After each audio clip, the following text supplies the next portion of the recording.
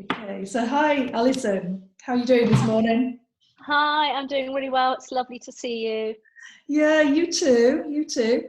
So the purpose of our call is to just have a look at your experience last year of doing this course with me, how to create your exit strategy, which we did in June when we came out of the first lockdown.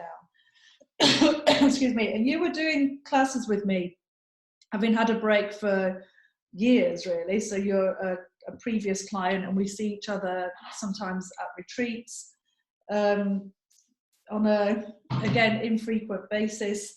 But you started doing classes with me, and then you kind of really kindly asked if there was anything you could do to help me during um, the the start of last year.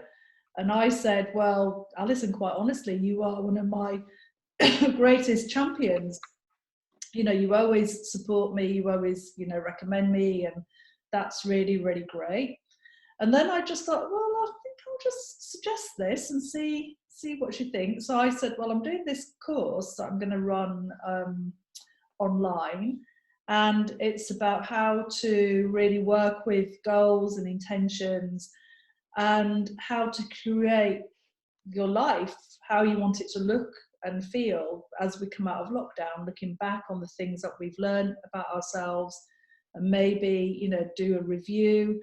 And I asked if you might like to share that with your friends, if anybody might like to do it, and you really kindly kind of brought about 10 people into the group who were your friends, who I know you kind of had your own support in that as well, together sharing the work, which was great. That was really, really cool. But I also know that you went on to start a business which you'd kind of had hovering at the back of your mind, and knowing that you should probably do this at some point. And you've kind of begun to run something really exciting. But I wondered if we could talk about, how you felt about starting this course with me, because it was a bit of an unknown. And I don't think you've done the sort of intention setting courses that I run usually in the new year for my students, of like New Year resolutions and things. And just kind of talk about maybe what your expectations were, if you had any at all. Yeah, I think it was a classic situation of always having an interest in looking at why, I suppose, why we do things, why we don't do things. I'd certainly got to a stage where I was really at one of those classic crossroads where I needed something. And I suppose lockdown just made us realise that, made it more intensive, that actually, when this comes out, when we come out of this, I'm really going to need that thing that I've been looking for.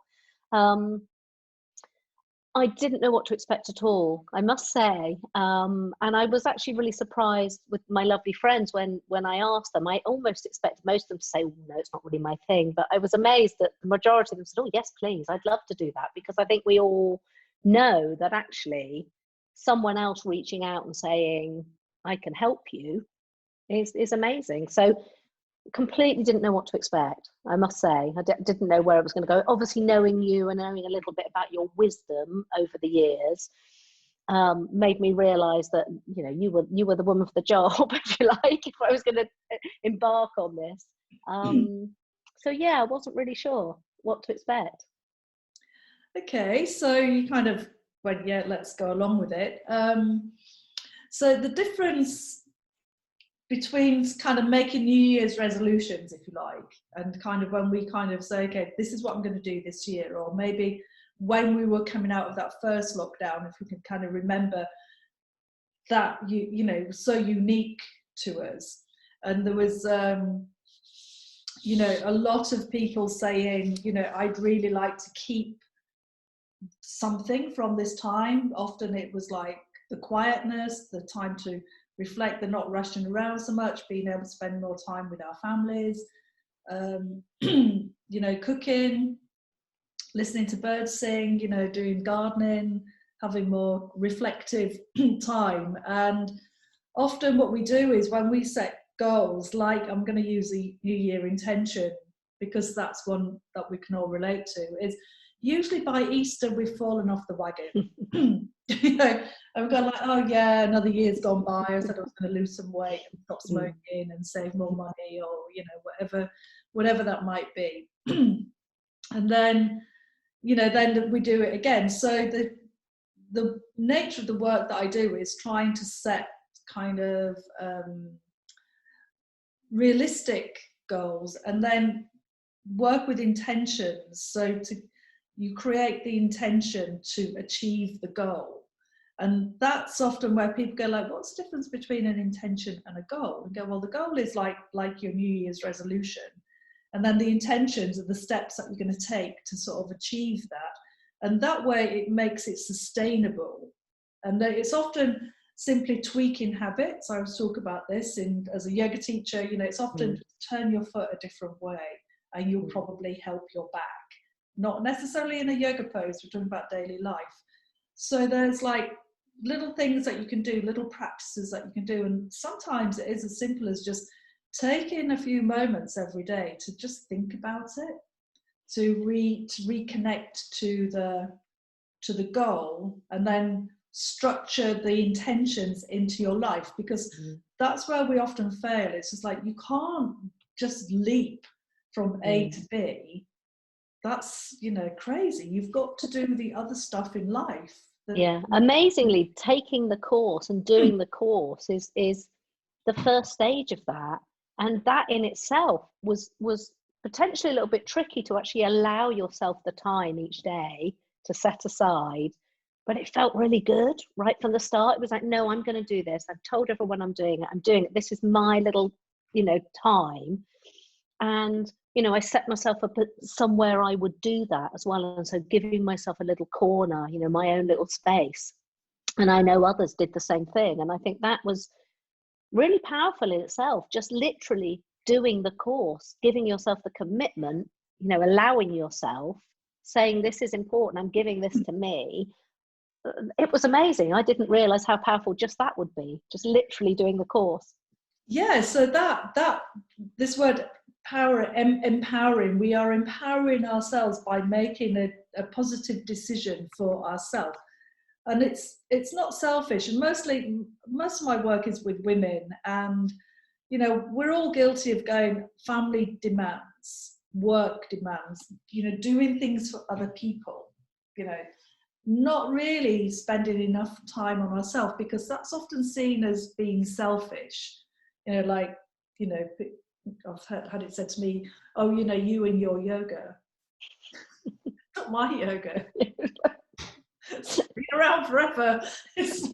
But they'd also know by practicing yoga, I was nicer and better. You know, I was nicer when I, you know, worked. I'd go into work and people would say, God, you're always really nice. Like everyone else I worked in when I was in fashion. Like everyone knows what walks in a stinking bad mood, but you're always coming in really happy. Like it's because I meditate on the train coming in. Yeah. And it's not like I sit there going like, look at me, I'm meditating. Nobody knows I'm doing this. I'm just actively just not engaging with the nonsense, the white noise and the other stuff, so that when I get to work, I do that. And then when I get back from work, I do the same thing on the way back. So when I come home, I'm not bringing work to the dinner table. You know, like, and it's not that you don't talk about it. It's not like you're not connected to those things. You just breathe it. Really. Yeah. You just breathe differently. So that's kind of the next question that I want to ask you. So when, you know, this was a course, you did half, you know, it was half an hour every day. There was me talking a little bit, and then some meditations and breath work. And again, people, you know, it's about creating good habits, better habits. And people might go like, oh, I haven't got time to do breath work.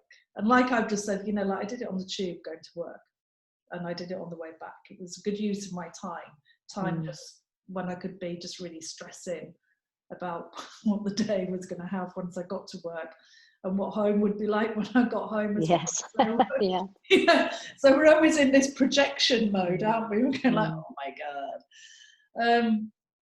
So so you were saying like the very act of giving yourself this time was empowering.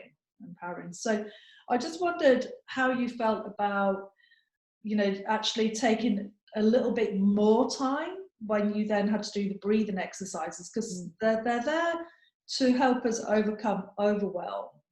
And, you know, because we can sit there going like, oh no, I want to do all this stuff, but you know, I've also got to do X, Y, and Z.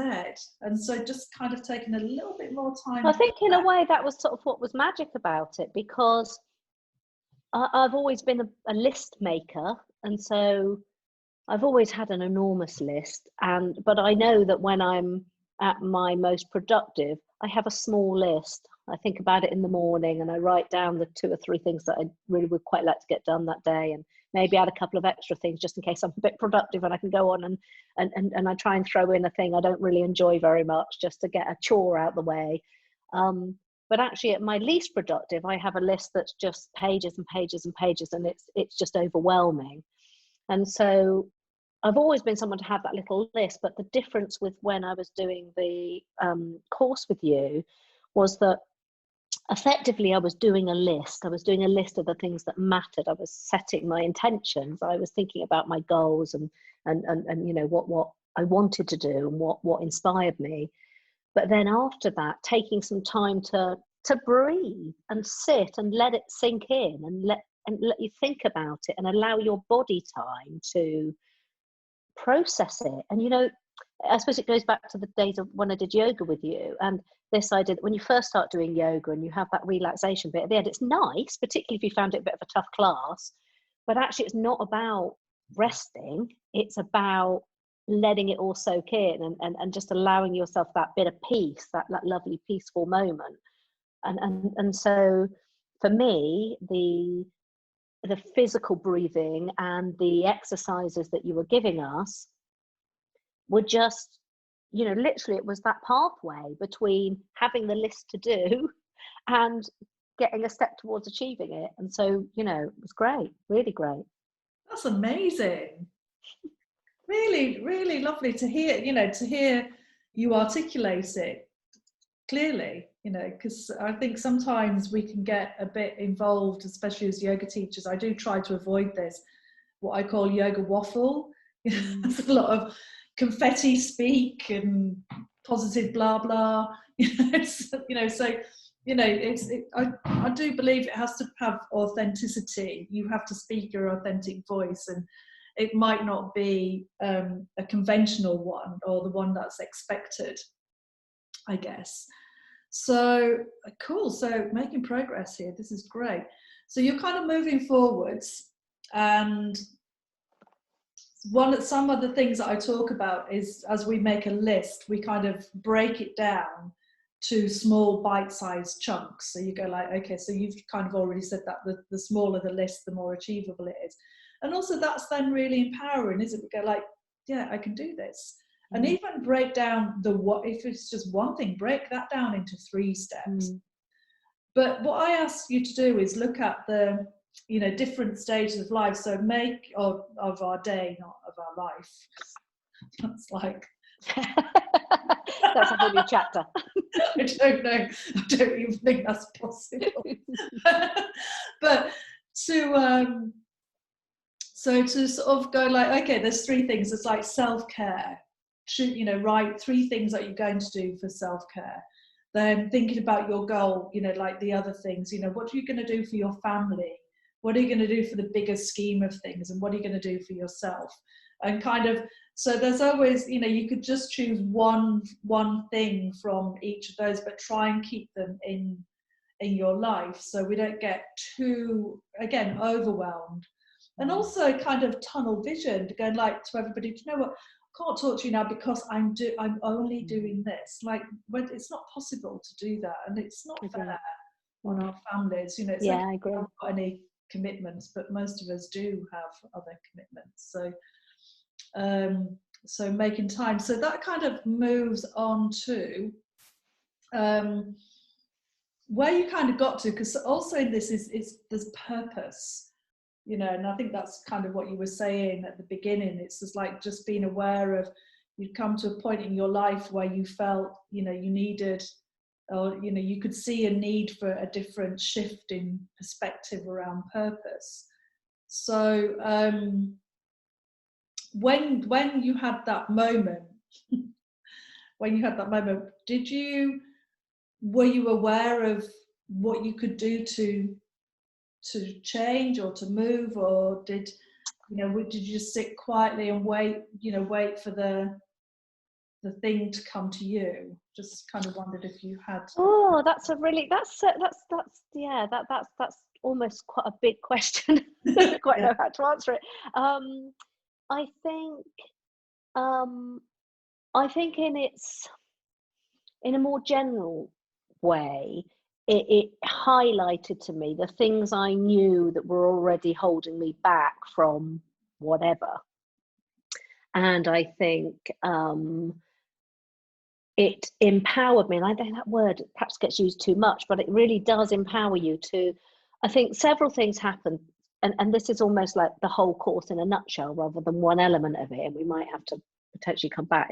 I might be answering a question you've maybe got for later on, but I think what it did is it made me realize that I'm quite aware of what holds me back.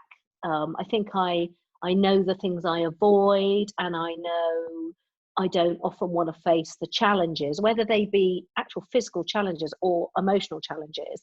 And so I think what it enabled me to do was reintroduce myself to me and make myself realize who I am, and that actually I'm okay, and I'm me, I can't be anybody else, and that to start playing to my strengths, I suppose, and again, physically and emotionally, both things. So knowing what I could achieve, but also a big part of that was learning to reach out and ask for help.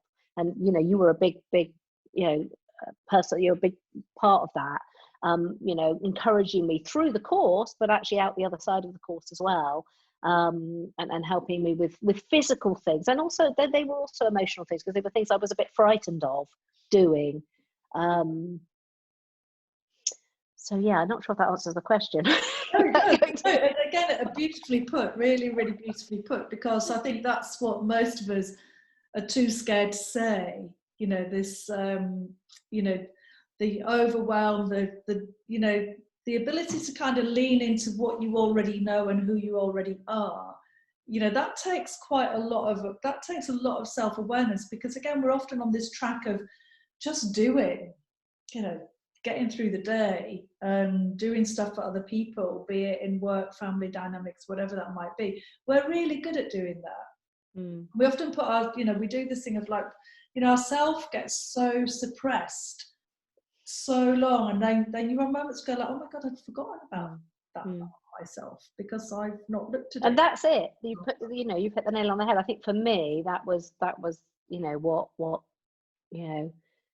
what came out of it for me was actually I could be more me and start enjoying the bits of me that I like. Yeah, and also just kind of thinking about other people who might be interested in listening to us and doing the work. It's like, the time might not be right for everybody. Like we don't often do things and go like, okay, right, I can now run with this.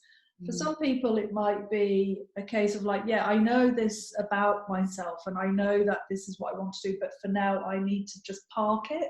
And therefore you can, if that's the situation that people are in, you can just go like, okay, but you can still make little efforts. Oh yeah, definitely. I think we've all got a thing. I sort of disagree a little bit, I suppose, because I think wherever you are, if you can be open to this and say, do you know what? I mean, I think I wrote in my journal the day before that, I'm starting the course with Lisa tomorrow, and I just don't know what to expect. And I had a bit of a sleepless night. I almost got myself a little bit, but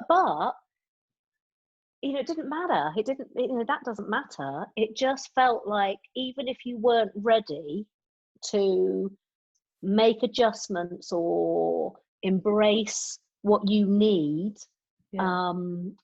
or to get rid of negative feelings or or you know, and just find some happiness.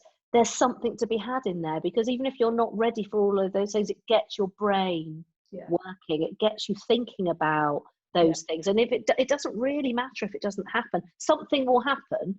I totally believe that everybody who took the course, something happened to them in a good way. You know, they actually took something away from that. Yeah, that's got to be a great thing, hasn't it?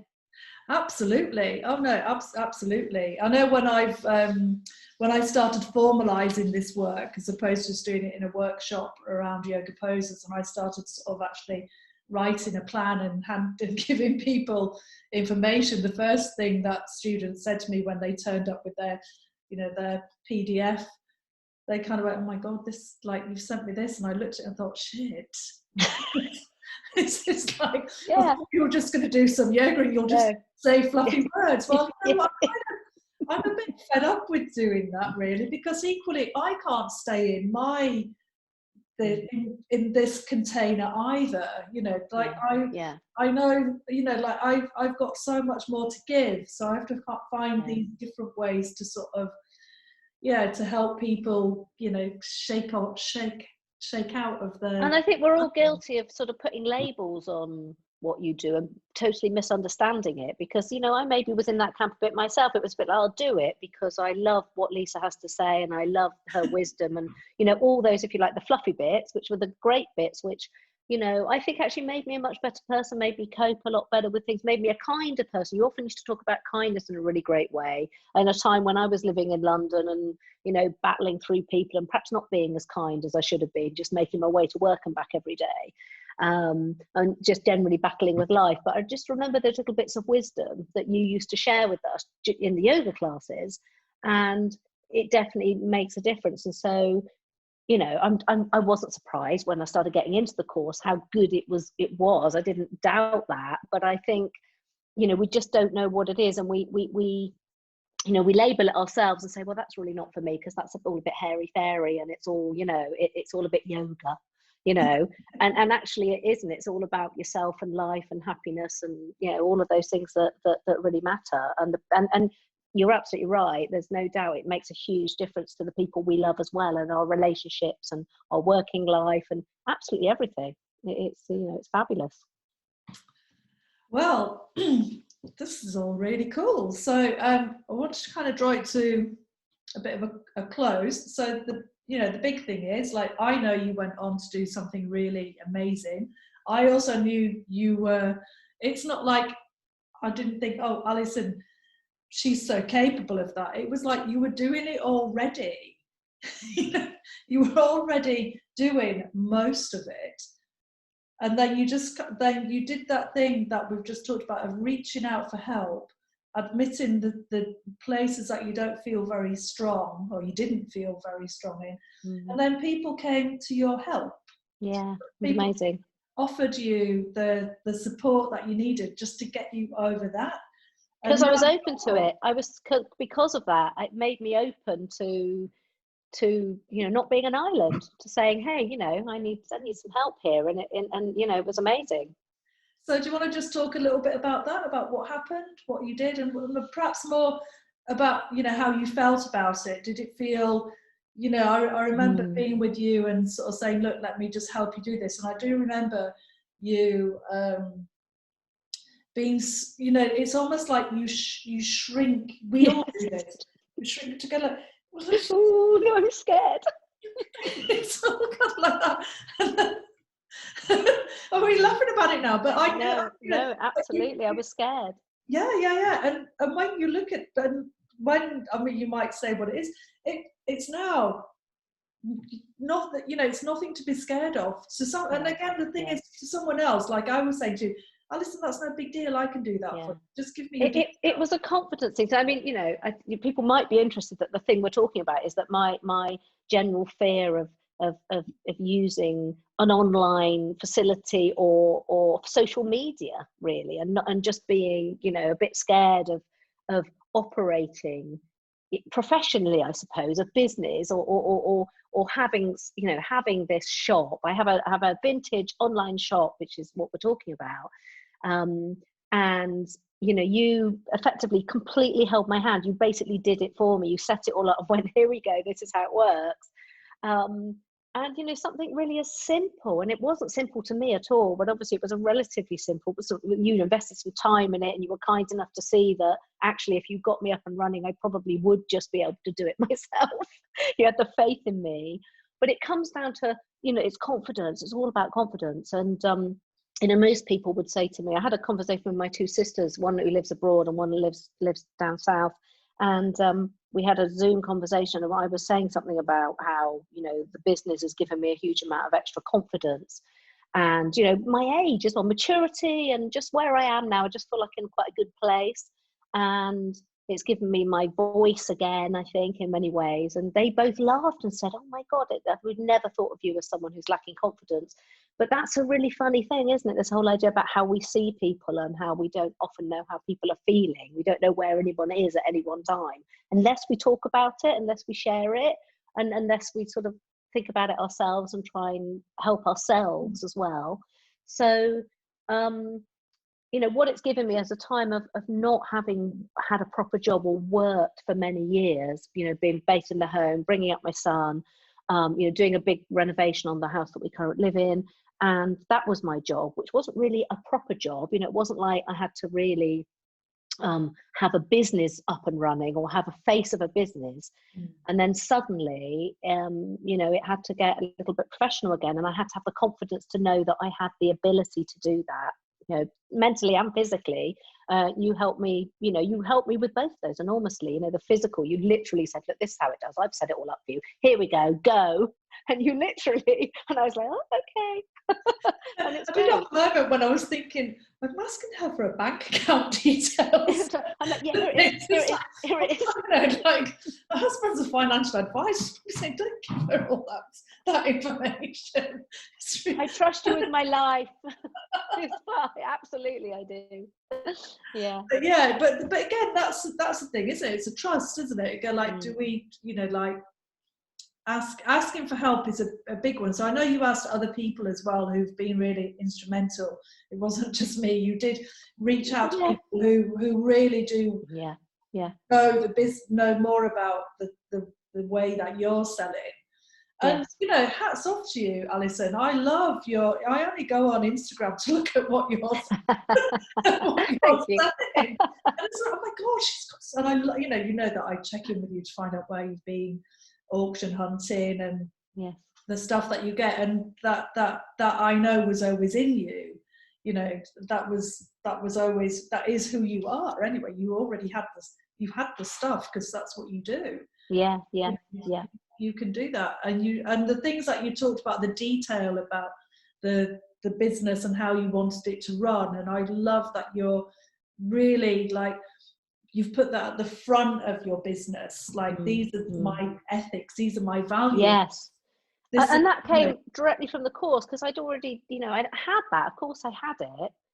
I was already interested, and we were trying to do our bit, but I it really was, it kept coming up when we were doing the course, and what I felt really strongly about.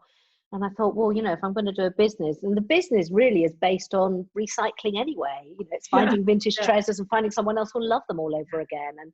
But in between, I actually wanted to make every stage as ethical as possible, as sustainable as possible.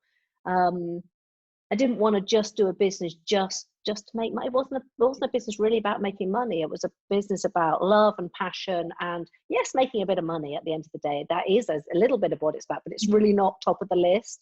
And I think that enabled me to really focus on that being important, and knowing that actually that makes me happy. It makes me, I can sleep at night. I'm doing my thing and more, and I'm telling other people about it as well, which I really want to spread the word. I want everyone to know that, they can do lots of little things all the time and make things better. Yeah, and that thing about sharing it is, I love that people you've now, in this very, very short space of time, from someone, I know you've had business in the past, like I've been a business owner for like decades. It's like, and I always say to people, it doesn't happen overnight. Sometimes you get some things that just snowball fast, but it's this incremental aspect of what you're attracting to you. So that the fact that I know in a very short space of time, you've got relationships with people who are genuinely interested in what you have, what you do, and that you're, because of your nature, you are giving them space to showcase their thing as well. Well, that's the exciting thing. It almost feels like I'm not really working.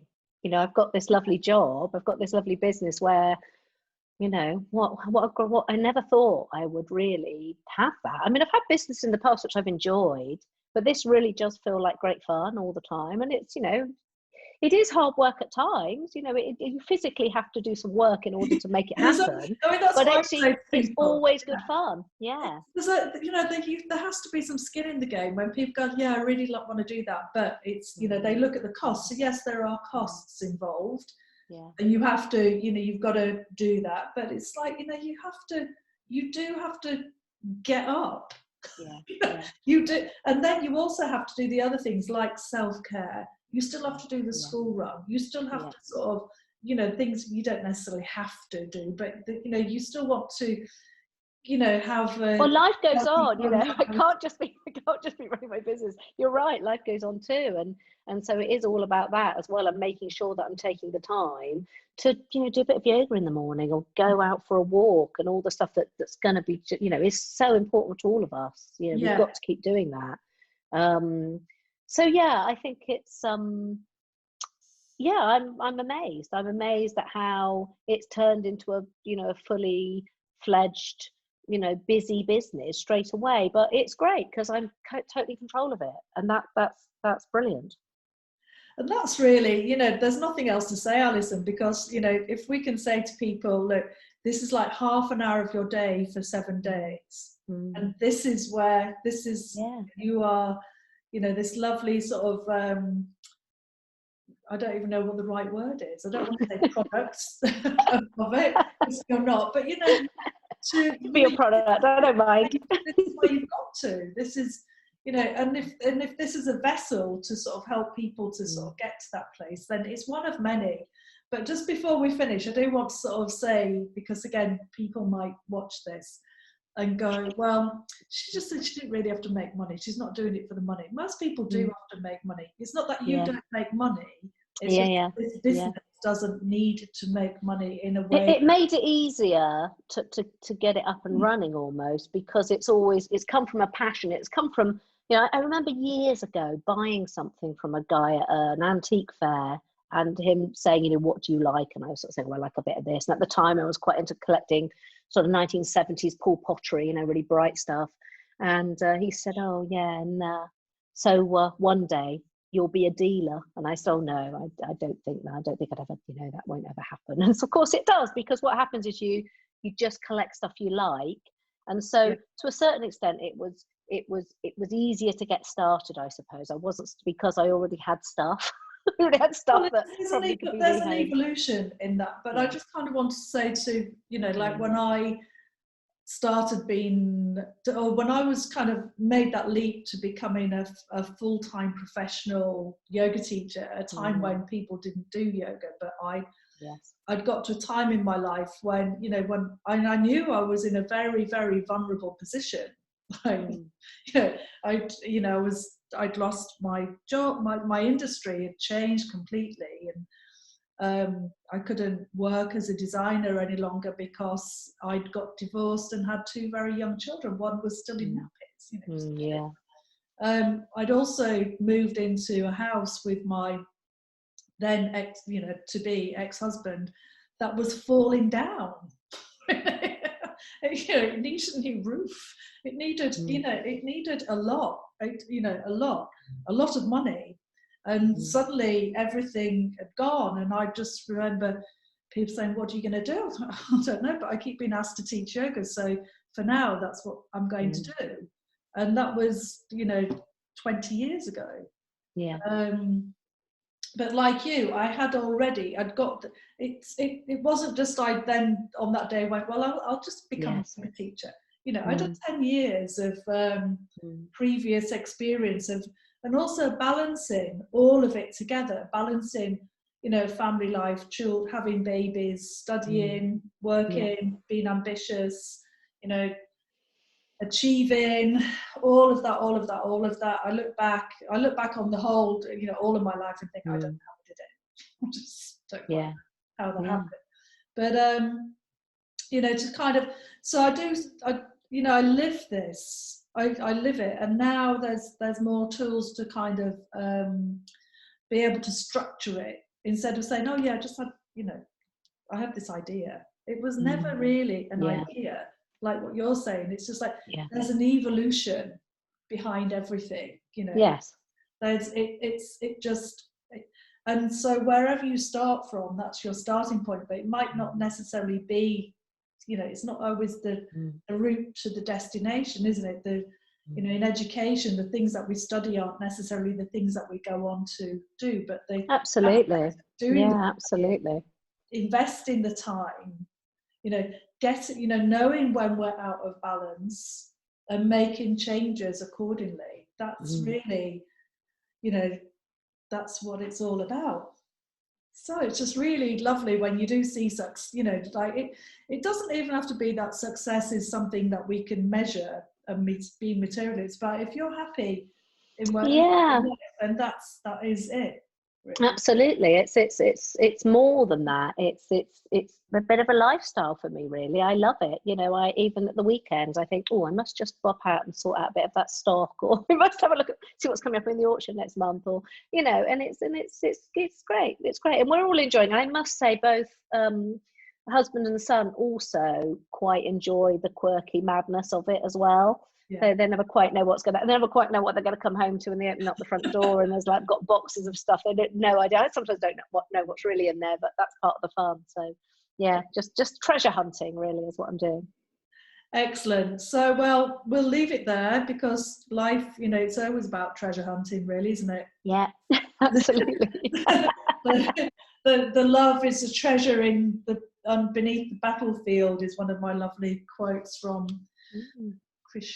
Christopher Isherwood said that in his intro to the Bhagavad Gita. So it's always there. So well done, Alison. Thank you for your time. Thank you so much. It's been fun talking about it. And thanks for the course, because it was a real push. It was the little bit of shove and push, and you know, that I needed just to get focused on what I was going to do. And you know, I had spent a couple of years thinking I really need to find something to do with myself, really something that has a bit of purpose, and you know, you really helped with that. So thank you. And it's continuing to help me as well daily to think about journaling and all the things that, you know, I hadn't really ever done properly. So yeah, thank you. Excellent. Cool. See you soon. Lots of love.